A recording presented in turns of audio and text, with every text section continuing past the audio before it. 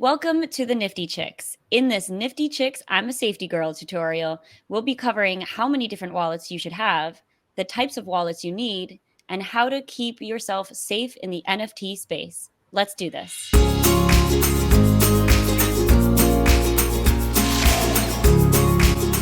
Welcome to the Nifty Chicks. Hi, Mindy Zell. How are you? Hi, I'm good. How are you? I am good. I'm so excited for next week.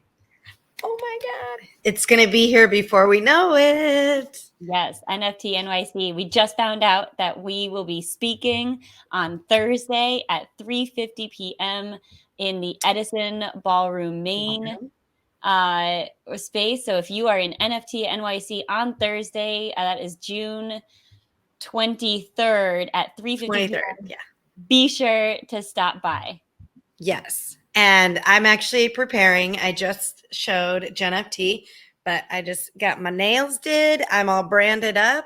I love it. And you're next, right? I am. I know. She'll be heading my way. So excited. Yes. Yay. All right. So I am super excited about this topic today because I know it's something that I need to improve upon. I do have a few different wallets, but I am planning to go set up some more so that I can basically duplicate what we're talking about today. Yes. I am actually fairly new to the multiple wallet space. So I now know about cold wallets thanks to you and the tutorial on Ledger. But there are so many different types of wallets. So this is actually going to be super helpful for me too. So any newbies out there curious as to like what types of wallets there are, how many wallets you should have, I am right there with you. So this is going to be learning for both of us. I'm excited. Yeah. So I'm sure everybody who is in the NFT space and is on Twitter has seen or if you've been watching this show or listening to this show, we talk about how people are getting their NFTs and their crypto stolen all the time. There's hacks and, just not so great people in the space that do naughty things. And we just want to make sure that you are doing everything you can to protect yourself, your NFTs, and your crypto. And the best way to do that is by having multiple wallets. So I saw some tweets from a variety of people. Let's see, WagMe University, My BFF, Fame Ladies. A lot of different people are talking about this. And we really wanted to share what we've found online and share that information with you. So one of the things that I've been seeing is that you should have a minimum of 3 wallets, up to potentially 5 wallets. And it can be a variety of, MetaMask wallets, Ledger, cold wallets, hot wallets, paper wallets, ice cold wallets. So basically you want to create as many wallets as you feel comfortable with in the range of 3 to 5. I right now only have 2. So I'm going to follow our advice and set some others up once we're done with this show and kind of move things around a little bit. And what about you, Jen FT? Do you just have one? So I have a few different wallets. I have several MetaMask wallets and a Coinbase wallet. So I have multiple MetaMask wallets. And the reason you want to have more than one is because if one gets compromised for any reason, the seed phrase, gets hacked, your wallet gets hacked, or you by accidentally release your seed phrase, which you should never do. But if that happens, then they only have a portion of what you own. So the concept of diversifying all of your assets across multiple wallets is that if something happens to one of them, you still have your assets. You don't put all of your eggs in that one basket, then that could get, hacked. So I do have many MetaMask wallets and I have a Coinbase wallet, but I do not have any hard wallet. So I'm excited to learn a little bit more about kind of what those options are. I've never heard of paper wallet, so I'm really curious to understand kind of what that looks like. So I think we're not really going to go into that in this episode. I think we do a more in-depth on paper wallets. But basically, very simply stated, a paper wallet is actually like a piece of paper that you print out, and like you would keep that paper. It like literally is what it says it is. It's a piece of paper that you would then maybe put in like a safety deposit at your bank, or if you have, you know, a fireproof safe at your house, that is what you would do with a paper wallet. It's literally as simple as that. But I do think we should do a walkthrough of setting one of those up eventually. But just so you guys have a general idea of what that is. So basically, there's hot wallets, cold wallets. The simplest explanation of that is a hot wallet is connected to the internet. So it's easiest to be hacked, right? That's your MetaMask, that's your Coinbase, that's your Binance, that's your Wax wallet. I'm sure there's others out there. Those are just the ones that I can think of offhand. Then there are cold wallets, and those are the actual physical products. So you can see here, this is my Ledger wallet that we did a tutorial on, you know, setting up your Ledger wallet and then transferring your NFTs to your Ledger wallet. There are other wallets like a Trezor wallet, which I don't actually own. And then there's KeepKey, which is another hardware wallet that is a physical wallet. I'm sure there are tons more. Those are just the ones that I know of. And Yeah, then, and you know, one thing I'll there's say paper is wallet. we are fortunate enough to live in a community that's very crypto friendly, and very attractive to crypto investors. So you and I are involved on lots of great chats of community members talking about what's going on in the NFT. There's an NFT group, there's a crypto group, there's a beginner's coffee crypto group. It's really cool. We have such an advantage being able to participate in those chats. But one of the things that they'll say most frequently is that a hard wallet or a cold wallet is super critical and the most kind of secure way to hold on to your assets. So it costs money to be transferring, you know, NFTs between wallets. More often than not, it costs gas money. But once you have it, if you have an NFT that is your prized possession and that you plan on hodling, that's holding on for dear life for a long, long time, it would make sense to use a cold wallet over a hot wallet, given the fact that it's not hackable, essentially. So that is something that is extremely recommended by some incredibly smart people in this business. So I trust them with what their advice is. So good to know. Yeah, I agree. And so I think we should move on to the different type, or what you do with the 5 different wallets that you create, or 5 different wallets that you set up or get, right? So you've got your burner wallet would be the first one. That's going to be a hot wallet. Basically, this is the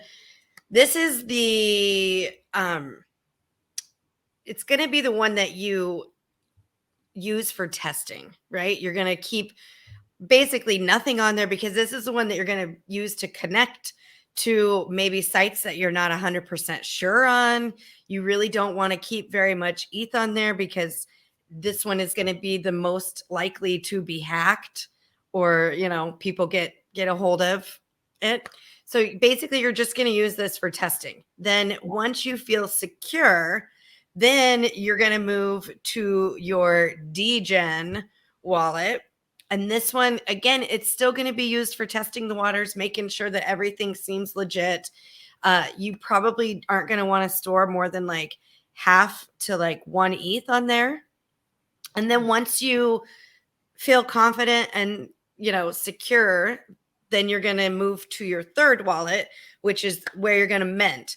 And typically what you're going to want to do with that wallet is move the ETH that you want to, or the amount of ETH that you want to buy something with or mint. So you may have more ETH in there at one point because you're getting ready to mint something. So let's just say something is, you know, say you want to buy like 3 NFTs that are 1 ETH each, and you're minting that, then you're going to move that ETH in there, buy your NFTs, and then immediately take them out and move those coveted NFTs that you minted into probably a hard wallet, a paper wallet, something that is not on the internet.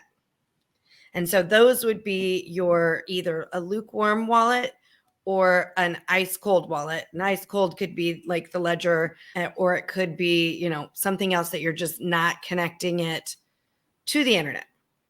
Right. And so Does that make sense? It does make sense. And I'm trying to think of a time in which this would be kind of relatable. So we talk a lot about, especially because a lot of us are new to the space, kind of exploring, but we also want to be safe. So there has been many times where I've come across projects that seem really cool, seem interesting, seem legit, and I want to learn more about it. But in order to access kind of their kind of white papers and the website, you need to connect your MetaMask wallet.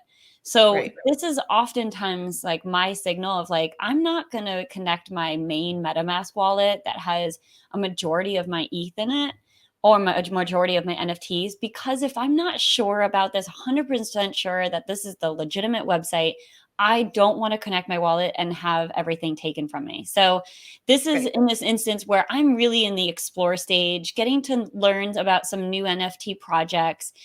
Still not very sure about the team. I don't have any personal connections with the team.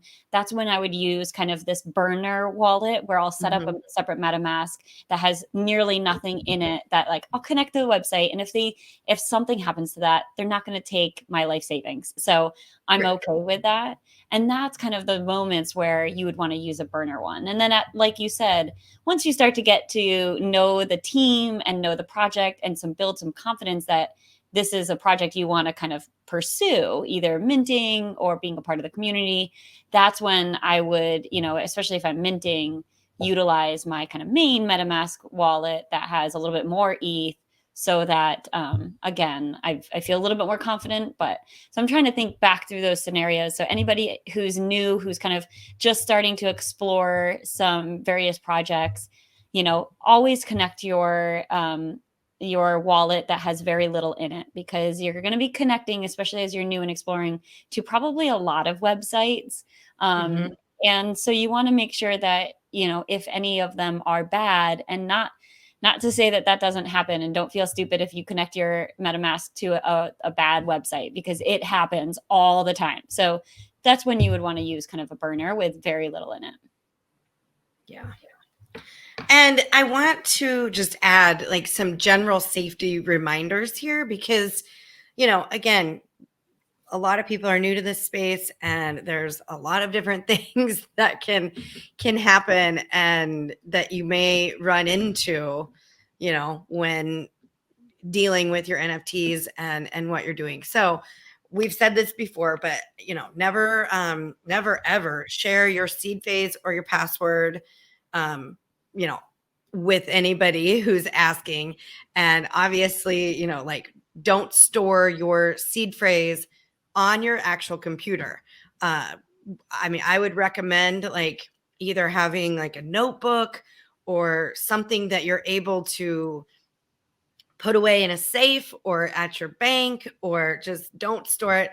And definitely don't store it on like Google Drive or any of those things, because how often are people getting hacked there? So you gotta be really careful with where you're storing your seed phrases and your passwords. Jen FT and I were talking about this, and you want to make sure that you're disconnecting from sites. So why don't you speak a little bit to that, Jen FT, because you're probably better at it than I am. Yeah. So when I have connected my MetaMask to a website to mint or to check out their whatever I need to do, and I need to require the connecting. So if you recall, the process is usually the MetaMask wallet will pop up in your right-hand top corner, and you'll need to connect your wallet and sign that it's now connected and they have access to like the actual public key. And so when you do that, it stays connected unless you manually disconnect it. So what I do fairly frequently, actually, almost all the time, is I always disconnect from all the websites that I don't want to be connected to anymore, because I can always reconnect. It'll take a click of a couple of buttons. The thing I do, stay connected is mostly OpenSea, but to disconnect from your websites that you may have connected previously, you're going to open up your MetaMask in the top right hand corner through the browser. And it pops up the little screen. You can expand the screen, but usually it's the little screen up in the top right hand corner. And you see 3 buttons to the right of that. And then below that, you see view account on Etherscan, expand view, account details, and connected sites. When you click connected sites, you will see a list of all of the sites that that specific wallet is connected to. Go ahead and with a click of a button, click disconnect from any of those websites that you don't need to be connected to anymore. Sometimes you need to be connected at all times for whitelisting. So there have been times where I have connected to become on a whitelist. If I were to disconnect before the minting period, then I lose my whitelist spot. So sometimes you'll come across moments where you actually need to stay connected to that website, even for days or weeks, especially around the whitelisting. But go ahead and click that disconnect button, and then that essentially disconnects you from that website. So you don't have to worry about if that website got hacked. What do they have access to? Can they hack your MetaMask? So a lot of unknown questions. And my saying is better safe than sorry. Go ahead and disconnect. Right. Yep. Absolutely. And I just want to add on there, as far as minting goes. So once you connect, basically you want to use one wallet strictly for minting. That's all you do there. You send your ETH or your funds there. You get that mint, that NFT that you want. And then once it's minted and you're done with everything, then move that NFT out of that wallet and over to your hard wallet. Yeah. And one thing I'll mention, because I'm not sure, for those of you that did not watch our how to set up a MetaMask wallet, a seed phrase and a password are 2 different things. The password is something that you set up. Usually it's in the same context of a typical password for any website, usually 8 characters. There's a capital letter, a lowercase letter, maybe a number. The seed phrase is the 12-word, most of the time 12. Sometimes it's not. 12 to 20 sometimes. Yep, 16 or 20 word phrase that the wallet actually gives you. You couldn't choose them. Unlike you can choose your password, you cannot choose your seed phrase. It is just given to you. And they're very basic words like stop or shop or light or bread, sky or exactly, very basic words, but there's about 12 to 20 of them. That is your seed phrase, and that is the thing that you need to keep super protected. And when Minty Cell was going through all the options on what to do with seed phrases, one of the things that I've heard a lot of people doing is saving their seed phrase in different spots.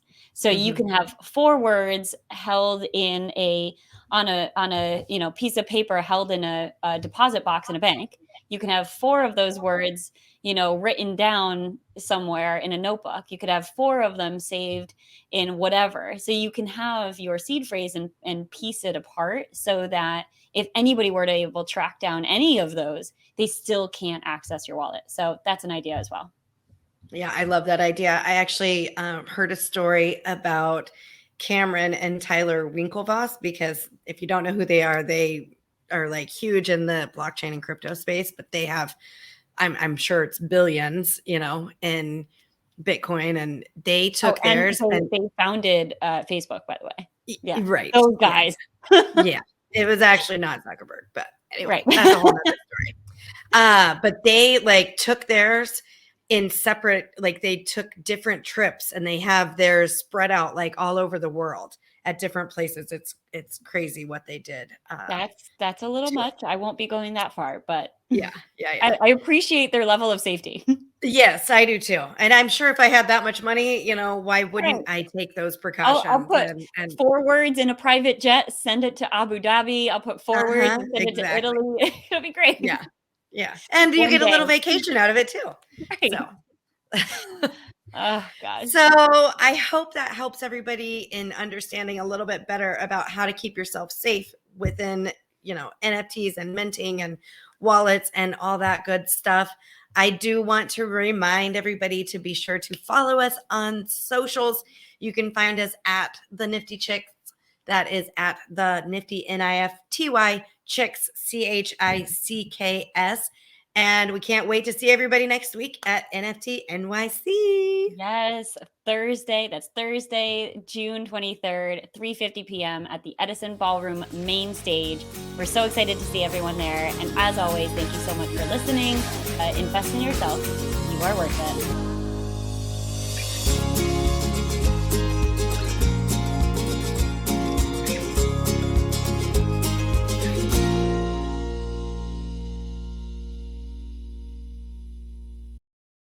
Please listen carefully to the following disclaimer. Neither the host nor the guests of the Nifty Chicks podcast are acting in the capacity of financial advisors. We wish to remain transparent and impartial to the NFT community at all times, and therefore, the content provided by the Nifty Chicks hosts and guests are intended for general information purposes only. Nothing written or discussed by the Nifty Chicks hosts and guests should be construed or relied upon as investment, financial, legal, regulatory, accounting, tax, or similar advice. Nothing should be interpreted as a solicitation to invest in any cryptocurrency or NFT, and nothing herein should be construed as a recommendation to engage in any investment strategy or transaction. Please be advised that it is in your own best interest to consult with investment, legal, tax, or similar professionals regarding any specific situation and any prospective transaction decisions. You must do your own research when considering investing in cryptocurrencies or NFTs. We are simply sharing our journey with you as we learn more about the world of NFTs. Happy minting.